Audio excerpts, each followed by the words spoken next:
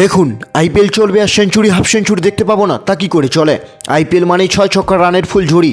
তবে এই 16 বছর আইপিএল ইতিহাসে এখনও পর্যন্ত 5 ক্রিকেট লেজেন্ডকে সেঞ্চুরি করতেই দেখা যায়নি।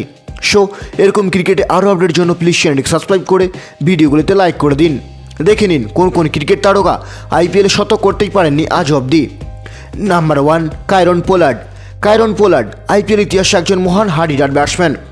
মুম্বাই ইন্ডিয়ান্সের 5টি ট্রফি জেতাতে কিরণ পোলার্ডের বিশাল ভূমিকা ছিল। তিনি আইপিএল ক্যারিয়ারে মোট 189টি ম্যাচ খেলে 3412 রান করেন, সাথে 16টি হাফ সেঞ্চুরি রয়েছে তার। Number 2, fab du Plessis. Top অর্ডারে আইপিএল ইতিহাসে সবচেয়ে কনসিস্টেন্সি প্লেয়ার হলেন ডু প্লেসিস। আগেও সিএসকের হয়ে, এখন আরসিবির হয়ে টপ অর্ডারে ওপেনিং করেন ডু প্লেসিস।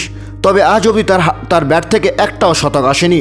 এখন অবধি তিনি 130টি ম্যাচ খেলে 4133 রান করেন, সাথে 33টি হাফ সেঞ্চুরি রয়েছে তার। Number 3, Glenn Maxwell. T20 international ম্যাচে এখনও পর্যন্ত তিনি 4টি শতক জুড়ে দিয়েছেন, তবে আইপিএল ইতিহাসে একটাও শতকের খাতা খুলতেই পারেননি। নাম্বার 4, গৌতম গম্ভীর। গম্ভীর আইপিএল ইতিহাসে সফলতম অধিনায়কদের একজন, তবে তিনি 154টি ম্যাচ খেলে 4200 রান করেন। এখনও পর্যন্ত তিনি সিঙ্গেল সেঞ্চুরি খুলতেই পারেননি আইপিএল ইতিহাসে। Number 5, MS Dhoni. Finisher Mahendra Singh Dhoni একজন আইপিএল ইতিহাসের সফলতম অধিনায়ক। ওভারের শেষের দিকে বেশিরভাগ সময় ব্যাট করেও 5082 রান করেন, সাথে রয়েছে 24টি হাফ সেঞ্চুরি। তবে দুঃখের বিষয়, তার ঝুলিতে একটাও শতক নেই।